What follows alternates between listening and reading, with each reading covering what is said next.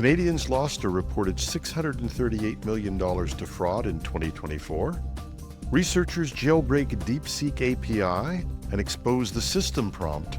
And a new SMS phishing scam targets U.S. toll road users. This is Cybersecurity Today. I'm your host, Jim Love. Canadians reported losing more than $638 million to fraud last year, according to the Canadian Anti-Fraud Centre. Nearly half of that, almost $310 million, was lost due to investment fraud. Meanwhile, identity fraud was the most frequently reported scam, with 9,487 cases. But the report is clear that the real number could be far worse. The Canadian Anti-Fraud Centre estimates that only 5 to 10% of fraud victims report their losses, suggesting that the true total could be in the billions. Regardless, we have some information about the types of frauds that are occurring, and although we might not have a complete picture, we do have a better picture of what's happening. After investment fraud, the most common scams were service fraud and bank investigator scams, which impersonate financial officials and resulted in $16.4 million in reported losses. Spear phishing, where attackers use targeted email fraud, cost victims a reported $67.3 million, while romance scams led to $58 million. In addition to reporting this data, the CAFC also has some useful advice on their site for people who have been scammed or defrauded. It's worth looking at. They do advise Canadians to use strong passwords, enable multi-factor authentication, and avoid unsolicited financial offers. On this last point, fraudulent investment ads disguised as news stories are a growing problem, and some of these look pretty good. In Canada, they impersonate the CBC, our national broadcaster, and do stories that try to hook people in. Now, these are appearing on social media and search engines. Are you listening, Facebook and Microsoft Edge on your news page? You are replete with fraudulent ads that are going after innocent people. Do something. So I got that off my chest. Authorities are urging Canadians to report scams to law enforcement and the Canadian Anti-Fraud Centre. And if there's an American equivalent to this or a program that I haven't heard about, please let me know at editorial@technewsday.ca. Glad to report that as well. Researchers have successfully jailbroken DeepSeek, an open-source AI model from China that made the news last week. They've exposed its hidden system instructions and a lot more. The discovery raises some major security concerns, not just for DeepSeek, but for all AI safety. Wallarm, a cybersecurity firm, found a way to trick DeepSeek into revealing its internal rules and constraints. CEO Ivan Novikov explained, "We convinced the model to respond in certain ways, breaking its internal controls." Now, the jailbreak suggests DeepSeek's safeguards are weaker than expected, raising some concerns about this and other open source models. But in reality, the concern really is, with the speed we're moving at AI, are we paying appropriate attention to security? The answer is probably no. The compromised AI may have, and I stress may have, even supported some of the claims that OpenAI was making about DeepSeek using its model to train DeepSeek. Though no proof of intellectual property theft was found, the speed of DeepSeek's development has raised questions, and this breach adds to that. Now, DeepSeek developers have since patched the issue, and Wallarm has withheld the technical details to prevent further abuse. But the incident highlights a broader issue. How easily can AI models be manipulated?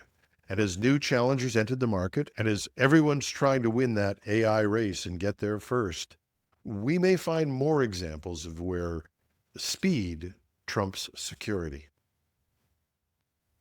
We have an exclusive interview with Ivan Novikov, which will air after the show. Just stay on after the credits for the feature we call Afterword. And Brian Krebs of Krebs on Security has done an excellent piece on the wave of phishing scams hitting toll road users across the U.S., with fake messages demanding payment for unpaid tolls. Researchers are linking the attacks to China-based phishing kits that are adapted to impersonate toll operators with alarming accuracy. Victims receive texts pretending to be from EasyPass, SunPass, or state toll agencies, directing them to fraudulent payment sites. The Massachusetts Department of Transportation recently warned about phishing attacks targeting its Easy Drive MA program. Victims are tricked into entering payment details and one-time passwords, allowing criminals to bypass even two-factor authentication. The scam has been spotted in Florida, Texas, California, Connecticut, and other states, and it appears to be tied to Lighthouse, a China-based SMS phishing service that now includes fake toll payment pages among its products. These sites are mobile only, making them harder to detect as scams. In fact, security experts are warning that phishing attacks are evolving. Criminals are now using iMessage and Rich Communication Services, RCS, to bypass spam filters, making these messages look even more legitimate. The FBI urges users to report phishing attempts to the Internet Crime Complaint Center, IC3, and never click on unsolicited texts. But the bottom line, texts are a new attack vector. They are finding ways to get past screening, and we have to train ourselves and our users to be very skeptical and very cautious when they respond to a text, especially an unsolicited one. That's our show for today. Stay tuned for Afterword and hear our interview with Ivan Novikov. I'm your host, Jim Love. Thanks for listening. And now, welcome to Afterword. My guest today is Ivan Novikov, CEO of Wallarm, a security company that specializes in API security. They've recently done a major study on API security and found some major vulnerabilities, particularly in DeepSeek, which allowed them to download the entire system prompt and more. I hadn't heard of Wallarm before, and maybe that's my failing, but can you tell me a little bit about the company? Because you've hit me twice in a week now. I got a great study from you on APIs. Really liked it. Very detailed, very great. And then this press release today. So tell me a little bit about the company. Okay. Wallarm as an API security company, we actually run out of stealth back 2016 while Y Combinator inception in Silicon Valley. Since that time, we mainly focused on enterprise companies, delivering them AI and API protection tool called Wallarm. And since that time, we got like significant traction, more than 100 large enterprise customers all over the world. Still have a HQ in San Francisco since that time. Can we talk about the study? Just because since I've got you on the recording here, you did a study and it said, the one thing that jumped out at me was it said that there'd been an increase in API-led incidents or I guess incidents where APIs were the key attack vector by 1,025%. Yeah, the 1,000% we mentioned there, this is specifically related to AI CVEs, or in other words, vulnerabilities, published in 2024, comparing to 2023. So basically in 2023, we analyzed all the CVEs, common vulnerability numbers and bulletins. So we found only 39 in 2023, comparing to 439 in 2024. That's basically 11 times more. And this is all CVEs related to any AI products, frameworks, or LLMs directly or indirectly, right? Everything that we can attribute to AI. And do you tie that into the growth in AI, particularly that there's that much vulnerability? Sure, because again, we got more and more products, specifically open source products that were built and released to deliver AI in real environments. In other words, if you want to use AI, it's not as easy as just use some tool. Like in many cases, it's just like API proxy, such as you call OpenAI API and that's it. But then you need to manage data, manage pipelines, collect the data somehow, orchestrate this. And that's why you start to use some other tools to support this, what's so-called pipelines or workflows. And if you want to use your local LLM instead of calling someone else via API, then you do even more, right? And this raise of tools definitely pushed raise of vulnerabilities. Yeah, maybe I'm asking the question incorrectly. I was doing a recording of our weekend show, and I said, mea culpa. We when we were doing APIs when I was in development, we were trying to make them work. We weren't as concerned with security. I will confess to that, and I think everybody else will. But we should have learned over the years how big an attack vector APIs are, why is it that, and you obviously got into this business because you think that they need to be protected. What is it that keeps us from making these more secure? Look, I definitely can point a few factors that contribute to that. First of all, APIs, right? Not something new, right? And a couple of years ago, when we just started to run this threat stats report, by the way, this is our third year. So we run 10 reports in this way. And then we do it quarterly. So basically it's 2 years plus 2 reports, something like that. So what we found is when we just released first report, we tried to get a historical overlook. And we found that the first API exploit was detected back in 1998. So basically 25 years of history at that time, roughly this. So then we start to dig into it and try to find out why APIs became more and becoming more and more actively widespread. So definitely the main driver here is overall adoption, right? People want to run more services and connect them with each other. Before, probably like 10, 15 years ago, it was, if you can recall, that called Enterprise Service Bus or ESB, when SAP PIs, that kind of technologies were in place. So it was like non-gated hubs, right? Then it turned over to API gateways when everything was gated. And now, basically a couple of years ago, when we finally realized that API is the key, the most important thing for enterprise security, it became to unmanaged. So basically everyone can run API and make it available for pretty much everything, inside, outside partners, really depends on the type of the business, but not really manage that by gateway. So because majority of API became unmanaged, and if you can look at the Gartner report, they predict, again, if I'm correct, like 80 and 90% API, enterprise APIs become unmanaged very soon in 2026 or 2027. That's exactly the key, right? More things, less management, more security issues. So what can we do about it? Look, the fair answer is we have to overall improve our frameworks and overall development and then deployment techniques. It's well described in Microsoft SDLC, like guidelines, pipeline, and everything that happened afterwards is all about this, right? Ultimately, the problem is we need, as a business, right? We need to deliver something very fast, and we don't have security enough of time to secure it properly. That's why we added firewalls, some kind of like external controls, IPS, IDS, all that kind of things, to try to at least block something that obviously can happen.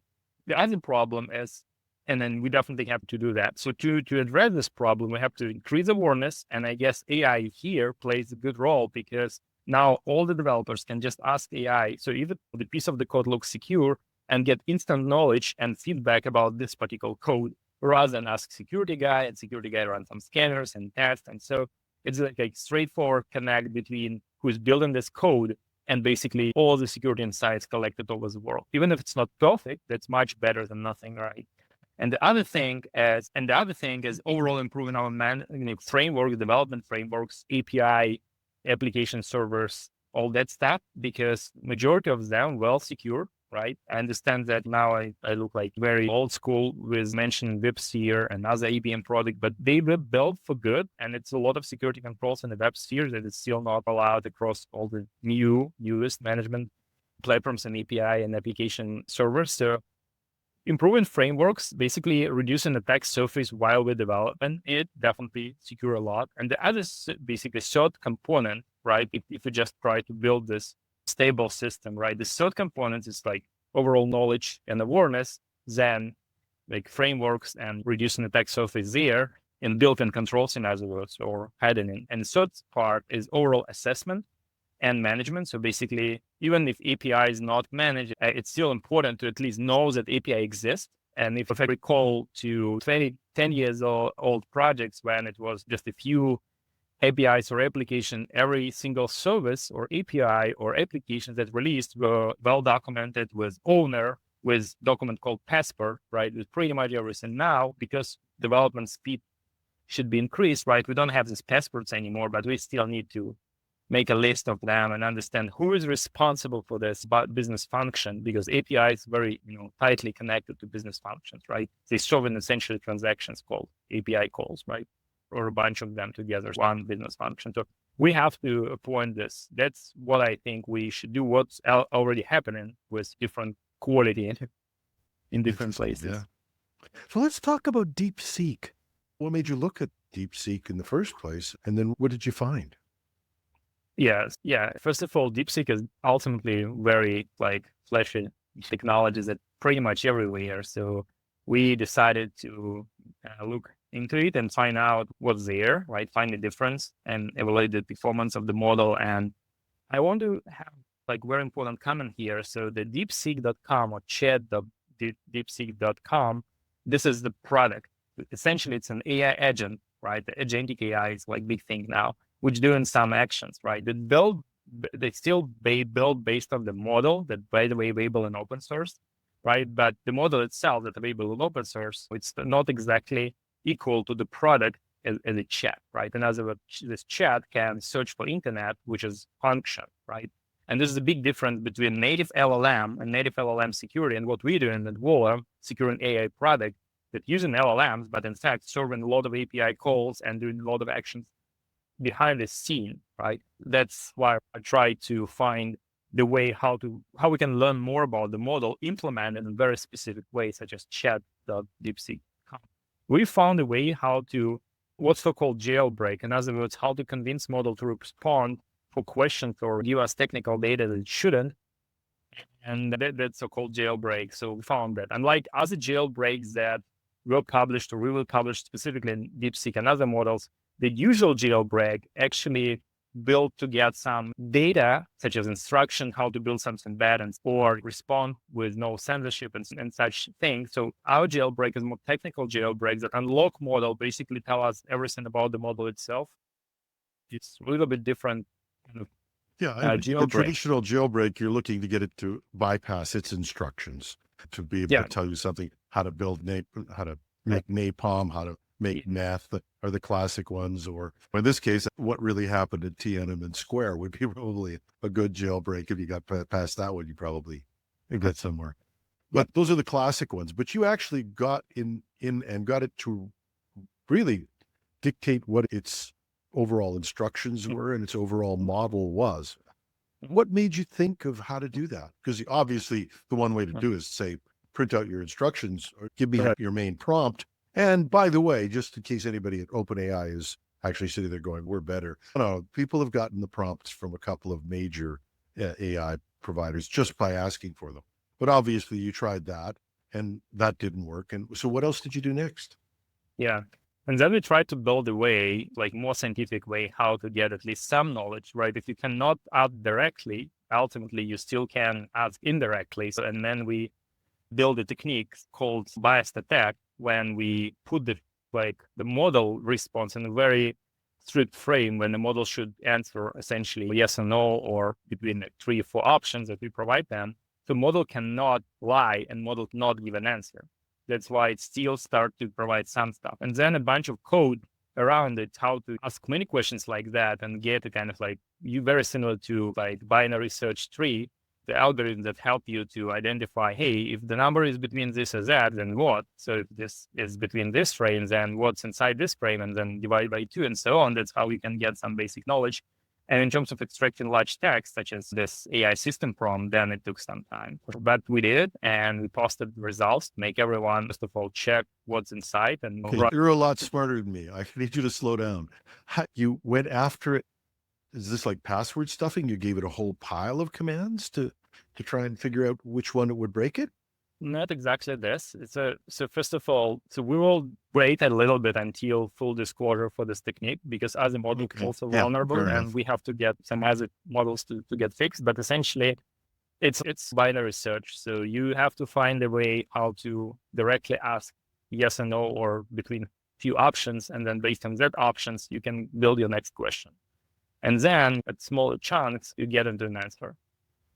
Wow. And you managed to extract basically its prompt. What did you manage to extract? That's a basic system prompt. So once you found the way how to directly communicate with the model in the way you want, you can extract pretty much everything that you want. And that's actually what we call jailbreak. And we extracted the baseline of instructions. So basically, when you put some prompt in a chat, this prompt or your query actually adds to a bunch of others, including policies and how to answer questions and so guideline that provided by developers. That's why the chat itself, AI product, that built on the top of LLM. So if you just download this open source LLM, you have to define your own system prompt, right? You will not find what was defined by default. And this prompt identify behavior of the model, policies, what it can or cannot respond. And so we extracted that and also asked model some kind of like technical questions about how the model was trained. Was it like OpenAI API used to distill data? And we got some answers that we decided to also include in the blog post, which definitely not the kind of guarantees that it was used, because ultimately we didn't know how which I data the think model we're actually all know about pretty itself. sure that it was using OpenAI. You might not have found that. I've heard of people who've actually got direct responses from it saying I was trained on OpenAI. Yeah, that's the same we did, right? We had direct response. Was it trained using OpenAI after jailbreak? And the model said yes, which doesn't mean that it was, right? And Cool. I can imagine that the model could be guided to answer like that just to get some PR around that and let everyone compare models and increase valuation. We didn't know. But that was the answer, and that's what we got. So you contacted DeepSeek. Now, this is the second hack. They had one on their database a couple of days ago. They responded quite quickly from the sound of it. So first of all, I don't think that it's second one. If you look at just X or Twitter, you will find more than a bunch of dozens of details. Two that I know of. I notified them. Yeah. Maybe I'll ask DeepSeek how many times they've been hacked. They don't know yet, but you can run jailbreak and run people out to you. So overall, it's usual practice called full disclosure or responsible disclosure, right? First, we notified them, and once we realized that it's actually fixed, so we cannot reproduce this attack anymore, the jailbreak doesn't work. So we decided to publish this. However, because the same jailbreak we know for sure works for other models, so we decided to don't disclose like the technical details about that. However, thank you. Yeah. Although I tried to jailbreak you on this interview and didn't succeed. Not yet, at least. Not yet. Yeah, I'll keep working on it. This has been terrific. Thank you so much. I think people do developers a service when they point out these problems. The great thing I think about DeepSeek, at least, is that they admitted it. I've seen far too many companies now that when they get notified of a breach or an attack vector, seem to deny it or go, it's not a big deal. So they seem to be at least responding well. Look, at least they fixed it. So the communication flow, and so I'm not the guy who will guide them how to respond, but they fixed it. And for me, it means that it's high tech engineering driven company, and they fixed it in less than an hour or so. So that's a good velocity, right? The velocity that as a security researcher, I really appreciate. They really care about their product, and not that many companies in the world can do that. It's a very young and active company, a lot of energy, so I like it. However, all the other things, like to decide, we'll see during times how company will grow, how they will respond to other issues and security issues. And now, like the hype, and we know for sure that it's worth it. It's a lot of good tech implemented there, and they did a good job anyways.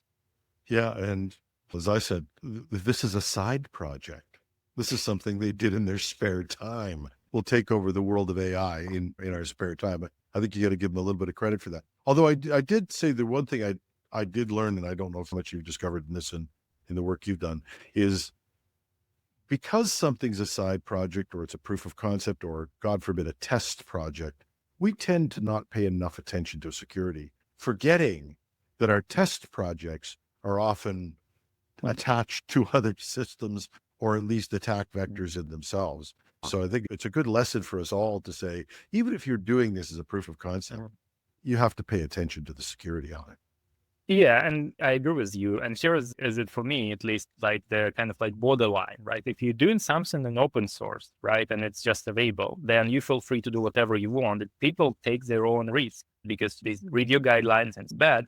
If you release the product, even free product, then you take some responsibility for your users. That's how it became to play. And I guess users understand that it's essentially run on the Chinese servers, and the China or the Chinese company have access to all the data. They can read this agreement. And so that's the thing. However, there is a difference between real product, such as chat or APIs that uses LLM and LLM itself. So in terms of engineering LLMs, they did an amazing job. whatever they use, this is for good, and it's good for all of us as a community. And now we have probably the best model, the fastest one, the most performance one, and like, why not use the model? However, the product that make, the website and this app and so on, that's as it for me, it's still in deep beta, so that should be improved significantly. But why? Okay.